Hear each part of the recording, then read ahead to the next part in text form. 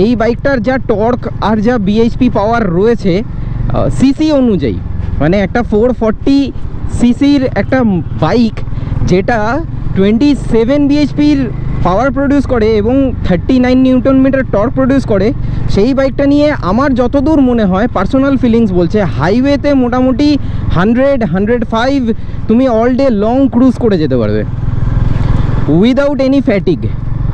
মানে মোটামুটি তুমি ধরো 350 সিসির মিটিয়ার বলো বা ক্লাসিক বলো, এই ধরনের বাইকে যেরকম কমফর্ট জোনটা পাবে তার থেকে বেশি কমফর্ট জোন কিন্তু এই বাইকটাতে পাবে। দেখো মিটিয়ার নিয়ে আমার মোটামুটি কলকাতা থেকে 18 আওয়ার্সে আসাম করা রয়েছে, তো আমি ওটার কমফর্ট জোনটা জানি। মানে রয়্যাল এনফিল্ডের যে সিরিজের ইঞ্জিনের কথা বলছি, ওই যে সিরিজের ইঞ্জিনের কম্প্যারিজনে যদি আমি এটাকে কম্পেয়ার করি তাহলে সেক্ষেত্রে কিন্তু অনেক বেটার এবং অনেক প্রিমিয়াম ফিল হচ্ছে, অনেক প্রিমিয়াম ফিল হচ্ছে।